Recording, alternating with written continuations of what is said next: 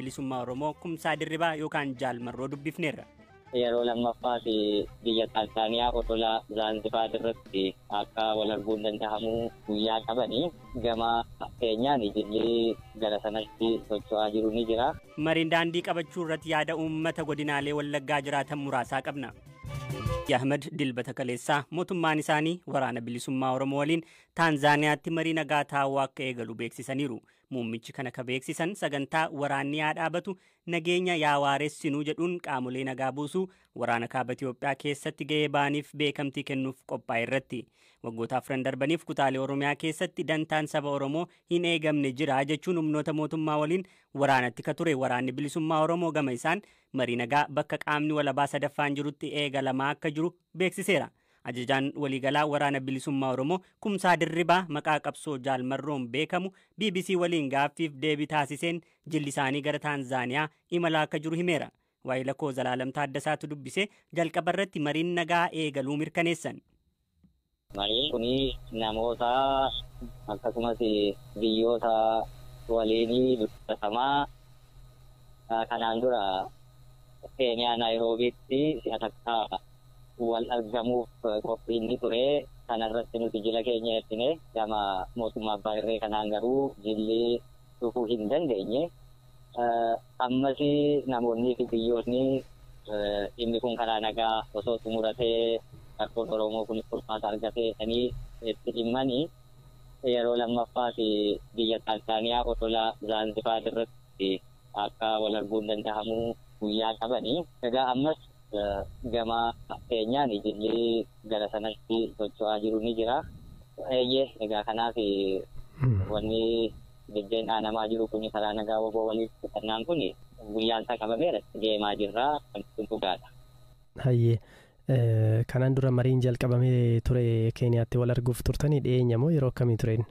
Yeroo dhiyootti ture waliin argamne yeroo tokko haasa qaamuma kanaati innis garuu osoo waliin argamiin kaa'ate rakkoo gama mootummaa abbaa irreetti waan mudatee hin beeknu nu jilli keenya mootummaa fi biyyoota bakka sanatti nu affeeran waliin achitti argamee ture waan yeroo dhiyootti. Tole haga ammaatti kan hin beekamne marii kana kan mijeessaa jiru afeerraa taasisaa kan jiru qaamni sadaffaan isin gidduu jiru biyyoota akkamitti eenyufaati? Qaamni sadaffaan ammatti mul'atee fuulduratti bahee bakka sanatti argamu kanas jechuu hin danda'u. Wanti waliin arguuf fe'u hedduutu jira. Ani wanti jechuu barbaadu uummati Oromoos akkasumas waraanni bilisummaa Oromoos wanti hubachuu qabu. Rakkoon Oromoo rakkoo akka gama Tigraay fa'aa sanaa rakkoo sekiyuriitii qofaa yeroo gabaabaatti dhumachuu danda'u miti. Rakkoon Oromoo rakkoo bara dheeraa yoo xiqqaate waggoota 150 sanaa olii fi turedha. Rakkoon kun rakkoo guyyaa tokkotti xumuramuu danda'u. Nuti yeroo kamiyyuu yoo ta'e balballi keenya gaafana. Gaaffiin Oromoo osoo rasaasa hin tukaasiin deebii argachuu danda'a yoo ta'e balballi sun bana. Yeroo hundumaayyuu miidiyaa akka fakkattiitu carraa argame hundumaan dhaabbanni akka dhaabaas ABO'n ejjennoonsaa nagaaf qabu yoomiyyuu jijjiiramees hin beeku. Garuu egaa waan amma deemaa jiru kuni gara Taanzaaniyaatti wal arguuf wanti murtaa'e kuni faaktarii hedduu qaba. Wantoota hedduu qaba. Waan yeroo tokkotti yookaan guyyaa tokkotti xumura argatu yookaan guduunfaa argatutti. Qawwee humnoota mootummaa fi waraana bilisummaa Oromoo gidduutti ajjeefamuu qeerraa buqqa'uu fi dararaawwan hedduu keessa ka darban namootni nagaa godinaalee Wallaggaa keessa jiraatan mariin nagaa eegalame kun milkaa'ee akka galma ga'u hawwii qaban BBC'tti himaniiru. Uummanni kun immoo dararameera, buqqa'eera, beela'eera. Kanaaf kun yennaa nuti dhageenyu mootummaan gara kanaatti dhufuu fi jarri mormanis kana fudhachuu isaaniitti nuyi baay'ee gammanne. Uummanni dhugaadha hin jenne dhugaa yennaa kana muummichi ministeeraa dabarsanii namni dhugaa jedhee hin fudhanne baay'ee gammade, baay'ee isatti dhagahameera, baay'ee rakkateera. Maatii isaa owwaaluu hin dandeenye, bahee galuu hin dandeenye, jireenya isaa qabeenya isaatti fayyadamuu hin dandeenye. Kanaaf rakkoon kana wajjin wal qabatee jiru baay'ee bal'aa waan tureef uummanni uummanni dhuguma kanarraa bilisa ba'uu kanarraa haara galfachuusaa baay'ee gammadeeraa waaqayyumaan itti fufne akka inni nuu milkaa'uu kadhannaa jechuudha. Yerootii gara yerootti uummanni waltajjii argamu irratti hundumaa mootummaas gaafachaa tureera. Waraana bilisummaa Oromoofis ergaa dabarsaa tureera. Namni karaa argate hundumaatiin adaraa nu araaramaa, namni uummanni kun rakkachaa jirra, buqaa jirra, qeesaatii dararamaa jira jennee gaafachaa turreerra. Amma kan nuti eegnu egaa nagaa buusanii biyya kana keessatti, biyya ijaaruu keessatti, Oromiyaa ijaaruu keessatti bu'aa guddaa nuu fiduu, nageenyi hin bu'aa, namni nageenya waaraan hin bu'aa, namni gara hojii isaatti deebi'ee hojii isaa kanaan biraatti deebi'ee hojjechuu danda'a, inni biyya gadhiisee bahee gara biyyaatti deebi'uu danda'a, qeesaatti deebi'uu danda'a. Kanaaf nageenyi bu'uu danda'a kan jedhudha qabnaa. Kanarraa kan eegnu kana dhagaa nageenyichuma eegaa jirra jechuudha. Maree dhugaa fi akkasuma kanaan dura guyyoomsaan taaneeti gammachuun nutti dhaga'amanu. Maaliif rakkinoota baay'ee argine wanta keessa darbine lubbuun namaa callisee ba'u, namni qe'eesaa gadhiisee buqqa'urraa nagaan furmaateetu dargabatee baay'ee tola. Namni akka garaasaatti ba'ee hojjetachuu amma nuun irra jirru baanee galuun baay'ee nu yaaddessa. Lafa fagoo hin deemtu wantoota baay'ee rakkoo tokko jira yoo walitti bu'iinsi jiraas gara gidduutti ta'e iddoo biraatti beektaatti dhimma kee hojii mataa kee deemsatee waraanni mootummaa aarii waraana adda bilisummaa wajjin walitti bu'ee dhufe qabuun sitti asii bira darbaa gadi baatee galuu yaaddoo keessa waan jiruuf yoo ta'e immoo boqota kasabni keenya araara calliseetu hin taane garuu fedhii adda bilisummaa Oromoof lubbuu dhume sanaa maalirratti akka dhume maal akka barbaadee dhume sun yoo galma ga'eedha kan namni keenya gammaduu danda'u waan inni barbaadu sun yoo galma ga'e amma mirga abbaa biyyummaa isaa eessifachuu akka biyyaa ta'ee qabeenyaa isaa mirga isaa guutuu fedha isaan adda bilisummaa Oromoo waa'ee araaramee callisee taatu hin taane abbaa biyyummaa isaa mirkaneessuudhaani kan inni barbaade alaabaa mataa isaatii dhaabbachuu. Uummanni Oromoos akkuma kana isa duukaa bu'eeti kan inni akka ijoollee lixaa beekutti akkasitti kan isa beeku. Sansu yoo ta'e gammadaadha yaada uummata keenya. Fedhii uummata keenya alaabaan keenya dhaabbatee abbaan biyyummaa keenya mirkanaa'u. Keessumaa naannoo kanaas addadha wantichi akka jedhamu kana milkaa'ee nagaatiin xumuramee kan boqonnaa haaraa fidee dhufu taanaan nama naannoo kanaaf keessumaa Wallaggaa irra keessaarree gaarii dhayyuuti baadiyyaa keessa rakkoowwan kana faana wal qabatanii kan hedduutu jira isaaf furmaata fidee dhufa jenni jedheen yaada akka nama dhuunfaattis namnis yaada akkasii qaqqabaa milkaa'ee haalli isaa gaarii ta'ee bu'aa gaarii fidee dhufeef gaarii madha nama gammachiisa jennee nagaan marii kana booda jijjiiramni isa jennee nagaan faana ta'anii mari'achuun fi maqaama sanaatiin iyyuu gidiraa baay'eetu dhufaa jira akkasidha jedhamee jechuudha nama ilaalteerre namni ilaaltee kaatee yoo ati ilaaltee yerootti tarkaan fudhatamutu jira ijaan jechuudha ta'uun dubbatuun iyyuu kuni amma tokko haara galfii wayii fidee dhufa jedhee mayyaadatti keessumaayyuu hawaasa baadiyyaa jiru miidiyaa kabareeji miidiyaa hin argatiin bahee galuutti dhiqeewu guddaa keessa jiru dirree waraanaa warrati hunda caalaa lamaan isaaniif jireenya lamaan isaaniif murteessaan uummatichadha xiqqaate mootummaanis jiraachuuf uummanni jiraachuun dirqamadha waraanni kunis jiraachuuf uummanni kun jiraata dirqama kanaaf gidduu qalli isaanii faayidaa uummataa irratti xiyyeeffatee anyaan jedhuun qaba dursa jechuudha araara kana bira yookaan marii kana biraan ga'een adeemsuma karaa keessatti lamaan isaanii bakka yookaan seenterii isaanii qabatanii waraanni uummatarraa ta'ee uummatichi xiqqoo boqotee adeemsa isaanii dura maricha dura waraanichi dhaabbate isaa boodamma mari'atanii bu'aa uummataaf dursa laatanii gaarii ta'a jedhee mayyaadha ga'an akka ta'u.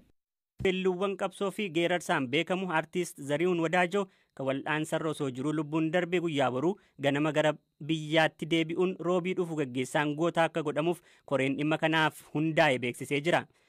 Abbaasaa Wadaajoo Gobanaa fi haadhasaa Zawdituu Makkoorraa godina Wallagga Bahaa magaalaa Naqamteetti bara 1949 ka dhalate weellisaa Zarihuun Wadaajoo waggoota walakkaa jaarraa tokko ta'aniif weelluun saba isaa tajaajileera. Falmaa mirga Oromoof godhamaa ture keessatti qooda bahaa tureenis ka beekamu artiist Zarihuun manneen hidhaa keessatti dararaawwan adda addaa argeera. Waggoota dhiyoo darban dhukkubni ka irraa fagaachuu dide artiist Zarihuun ji'a 2 dura deeggarsi uummatni walitti qabeen gara biyya Indiyaa imaluun wal'aansarra osoo jiru lubbuun isaa dabarte. Koree sirna gaggeessaa isaaf hundaa'e keessaa tokko ka taate gaazexeessituu Masarat Dhaabaa reeffi artiistii gameessa kanaa boru ganamaan buufata xiyyaaraa Boolee akka ga'u wayitan bilbilaan dubbise natti himteetti. Koreen hundaa egaa erga hundaa jalqaba hojiiwwan adda addaa jiraa ture manarraa kaasee naannoo sanas sirreessuu haala mijeessurraa kaasee akkasumas iddoo awwaalchaa filachuu haala sirna gaggeessaa isaa irratti waliin mari'achaa turre akkaataa gaggeessaa goota tokko godhamuufitti akka gaggeeffamuu fi akkaataa aadaa fi safuu Oromootti akka awwaalamuuf kan waliin mari'atan jecha. Artiist Zarihuun kan boqote wal'aansarratti jiru biyya Indiyaatti amma yoom as dhufa? Gara Finfinnee buufata xiyyaaraa Boolee boru sa'aatii tokko irratti hin qubata jedhamee eegama. Sirra simatamee fudhatamee namoonni muraasii fi hooggantoonni mootummaa federaalaa fi naannoo akkasumas artiistonni fi namoonni gurguddoon achitti argamuutiin gara manaatti gaggeessaa taasisanii mana eega bulee booda bariisaa sirni awwaalchisaa ganama sa'aatii 2tti manaa hin ba'a. Naannoo sa'aatii 4tti immoo sirni awwaalchaa hin gaggeeffamaa jechaadha. Bataskaana Kaateediraal Sillaasee 4 kiiloo jiru. Ati namoota yeroo artiist Zarihuun dhukkubsatee wal'aansiisa barbaachisu namoota qindeessuudhaan maallaqa wal'aansa isaatiif oolus walitti qabuu keessatti ga'ee qabda ture. Dhiyeenyaan waa'ee fayyaa isaa samma ta'eenuma beekta jedhee yaada. Artiistiin kun boqochuun maal hanqisa Oromoo irraa waan jedhu gabaabsite achis bu'aa bahii jireenya isaa keessatti arge amma ta'etu nu yaadachiifte.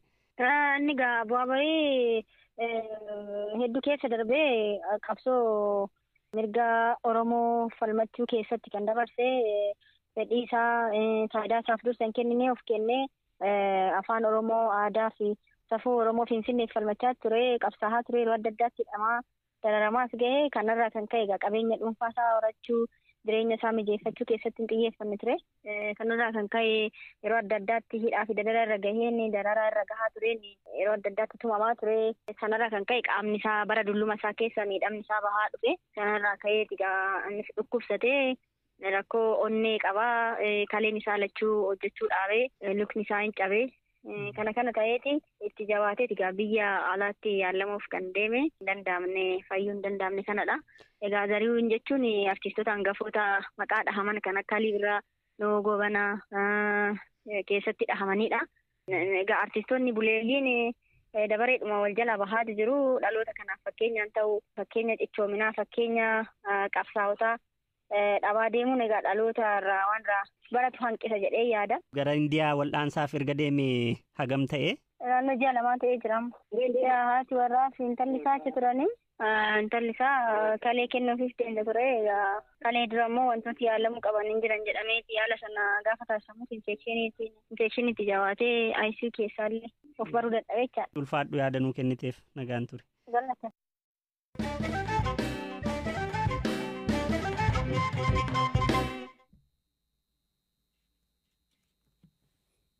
Oloompikaa fi shaampiyoonaa atileetiksii addunyaa irratti injifannoowwan hedduu kan milkeessite atileet Siifan Hasan dorgommii maaraatoonii irratti yeroo duraaf hirmaattee injifatte. Atileetiin biyya Dach Siifan Hasan maaraatoonii London dilbata gaggeeffame irratti miidhama miila isheerra ga'een dhukkubbiin osoo itti dhaga'amu adda kutuuf osoo eegamtu duubaa kaatee injifatte. Injifachuu miti dorgommicha nan xumuraa jedhee hin eegne jette yaada miidiyaaleef kenniteen.